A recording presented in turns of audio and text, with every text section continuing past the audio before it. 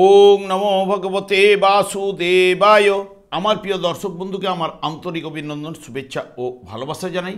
আমি আশা করি অনাদির আদি গোবিন্দের অশেষ করুণায় আপনারা সকলেই কুশলে আছেন। আজ আপনাদের কাছে যে বিষয়টি নিয়ে আলোচনা করতে চলেছি, রাশিচক্রে শুক্র দ্বিতীয়ভাবে নিজের ঘরে বিশ্বরাশিতে 29শে জুন থেকে 26শে জুলাই পর্যন্ত অবস্থান করতে চলেছে। তাই মিথুন রাশি বা মিথুন লগ্নের জাতক জাতিকারা আপনারা কেমন ফল পেতে চলেছেন তা আমি আচার্য কমল শাস্ত্রী এই ভিডিওতে বিস্তারিতভাবে আলোচনা করব। ধৈর্য সহকারে আপনারা ভিডিওটি দেখবেন। শুক্র কয়েকদিন সূর্য উদয়ের ঠিক আগে পূর্ব আকাশে এবং কয়েকদিন সূর্য অস্ত যাওয়ার পরে পশ্চিম আকাশে দেখা যায়। এই জন্য একে শুকতারা বা সন্ধ্যাতারা কিন্তু বলা হয়। শুক্র পার্থিব জগতের যাবতীয় সুখ, সমৃদ্ধি, স্নেহ, প্রেম, প্রীতি, ভালোবাসা ও যা কিছু সুন্দর সবটাই কিন্তু শুক্রের অধীন। কিন্তু বাস্তবিক প্রেম, প্রীতি, স্নেহ প্রভৃতি মনোভাব অনুভূতির কেন্দ্র হচ্ছে চন্দ্র এবং শুক্র জড়জগতের মধ্যে সেইভাবে বিকাশ করে যা মানুষকে জড়র দিকে আকর্ষণ কিন্তু করে। শুক্র জন্মকুণ্ডলিতে অশুভ ও পীড়িত থাকলে দেখবেন বাড়ির দক্ষিণ এবং পূর্ব কোণ অশুভ কিন্তু হবেই এবং সেই কারণে লাক্সারি জীবন থেকে ধীরে ধীরে দূরে সরে যাবেন। সব ধরনের সুযোগ এবং সুবিধা ভোগ করতে পারবেন না এবং বঞ্চিত হতে পারেন। এবং শুক্র যদি গোচরকালে যে সময় অস্ত যায় সেই সময়কালে যদি বিবাহ না করা উচিত, জায়গা সম্পত্তি, ঘর বাড়ি, ফ্ল্যাট, যানবাহন ও লাক্সারি কোনো আইটেম কেনা উচিত নয়। অসুরগুরু শুক্রাচার্যের নাম অনুসারে শুক্র গ্রহের নাম হয়। ইনি শুক্রবার তুলা রাশিতে সাথী নক্ষত্রে জন্মগ্রহণ করেছিলেন। তবে আপনাদের যেহেতু মিথুন রাশি বা মিথুন লগ্নের জাতক জাতিকাদের ক্ষেত্রে ঠিক দ্বাদশভাবে শুক্র অবস্থান করতে চলেছে। এখানে 29শে জুন থেকে 26শে জুলাই এবং 3টে নক্ষত্রের মাধ্যমে গমন করবে। প্রথমে এই রাশিটি হচ্ছে পৃথ্বী রাশি এবং স্থির রাশি। শুক্র এখানে অবস্থান করছে এবং শুক্র রাশিচক্রের দ্বিতীয় এবং সপ্তম ভাবের অধিপতি গ্রহ এবং যেহেতু শুক্র রবি নক্ষত্রে রয়েছে, রবি নক্ষত্র কৃত্তিকা নক্ষত্রের মাধ্যমে যে কৃত্তিকা নক্ষত্রের অধিপতি গ্রহ রবি হচ্ছে রাশিচক্রের পঞ্চম ভাবের অধিপতি গ্রহ। সেই কারণে এই জায়গায় শুক্র নিজের ঘরে কিন্তু এমনিতেই বলীয়ান এবং খাদ্য রসিক হবে যেহেতু রাশিচক্রের দ্বিতীয় ভাবের জন্য, এবং কথাবার্তা সুন্দর এবং সঙ্গীত প্রিয় এবং খেলাধুলা পছন্দ করবে। মাসি পিসি থেকে সাহায্য পাবেই এবং বংশ পরিচিতি থাকবেই। শৌখিন জাতীয় যারা দ্রব্যাদির ব্যবসা করে তাদের কিন্তু অর্থাগম অতি অবশ্যই কিন্তু ঘটবে। বিবাহ নিজস্ব পছন্দে উঠে আসার সম্ভাবনা বেশি এবং যা ফুলের গাছের প্রতি একটা আকর্ষণ বা বাড়িতে একটা বাগান করার মানসিকতা এগুলো কিন্তু থাকবে এবং বড় পরিবারে মানুষ হতে পারেন। এবং যখনই এই জায়গায় রোহিণী নক্ষত্রে শুক্র প্রবেশ করবে, রোহিণী নক্ষত্রে প্রবেশ করলে এমনিতেই শুক্র পৃথ্বী স্থির রাশিতে অবস্থান করছে দ্বিতীয় এবং সপ্তম ভাবের রাশিচক্রের অধিপতি গ্রহ। এখানে চন্দ্র যেহেতু রাশিচক্রে কর্কট রাশির অধিপতি গ্রহ সেই কারণে চতুর্থ ভাবেরও নির্দেশক। সেই কারণে কথাবার্তা ভালো হবে এবং মিষ্টিমধুর কথা বলার প্রবণতা, মানুষজনকে আপন করে নেবার প্রবণতা থাকবে।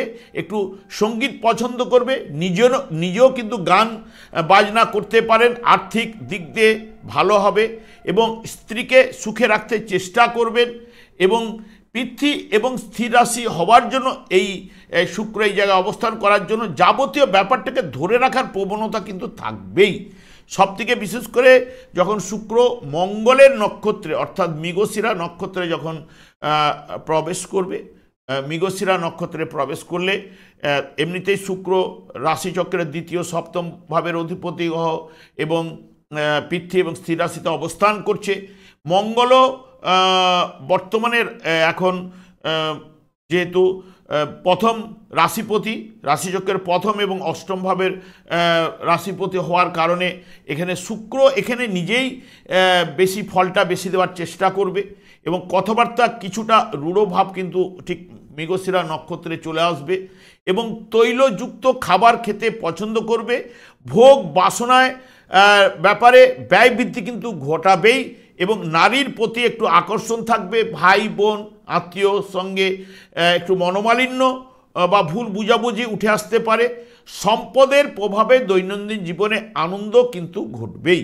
এখানে দেখুন, যেহেতু মিথুন রাশির দ্বাদশভাবে বর্তমানে দ্বাদশভাবে শুক্র অবস্থান করছে, শুক্র এই জায়গায় 29শে জুন থেকে 26শে জুলাই পর্যন্ত অবস্থান করলেও এখানে শুক্র কৃত্তিকা নক্ষত্রে অবস্থান করবে 8ই জুলাই পর্যন্ত, 29 থেকে 8ই জুলাই পর্যন্ত। এবং শুক্র যেহেতু আপনাদের রাশিচক্রের দ্বাদশভাবে অবস্থান করলে শুক্র কিন্তু শুভ ফল প্রদান করে থাকে, এইটুকু আপনাদের বলতে পারি। এবং যেহেতু রবির নক্ষত্রে থাকায় রবিও এইখানে আপনাদের ঠিক রাশিতেই অবস্থান করছে এবং রাশি থেকে উনি তৃতীয় ভাবের অধিপতি গ্রহ এবং দ্বাদশভাবে শুক্র অবস্থান করলেও দেখুন ঠিক পঞ্চম ভাবেরও নির্দেশক আপনাদের এবং ষষ্ঠ ভাবের উপরে পঞ্চম ভাবের উপরে এবং ষষ্ঠ ভাবের উপরে দৃষ্টি পড়ছে এবং তার সঙ্গে সঙ্গে রবি আপনাদের রাশিভাবে অবস্থান করলো, তৃতীয় ভাবের অধিপতি গ্রহ এবং এই জায়গা থেকে অষ্টম ভাবের উপরে সপ্তম ভাবের উপরে দৃষ্টি থাকছে, যেহেতু রাশিভাবে রয়েছে। এখানে যেটা উঠে আসবে, যেহেতু শুক্র দ্বাদশভাবে শুভফল প্রদান করে থাকে, রবি রাশিভাবে সেই মতো প্রভাব সেই মতো জোরালো শুভফল প্রদান করতে পারে না। তবে জন্মকালীন শুভ থাকলে বিলাসিতা ভাব কিন্তু অতি অবশ্যই বাড়বে এবং বস্ত্র লাভ বা পোশাক পরিচ্ছদ ক্রয় এই জায়গাটা থাকবে। সুগন্ধি দ্রব্যাদি লাভ বা ক্রয় করতে পারেন। সৌন্দর্য বিকাশ কিন্তু এই জায়গায় ঘটবেই এবং শয্যাসুখ এবং ভোজন বিলাসে আগ্রহ বা প্রবৃত্তি থাকবে। আর্থিক লাভ উন্নতি ঘটবে।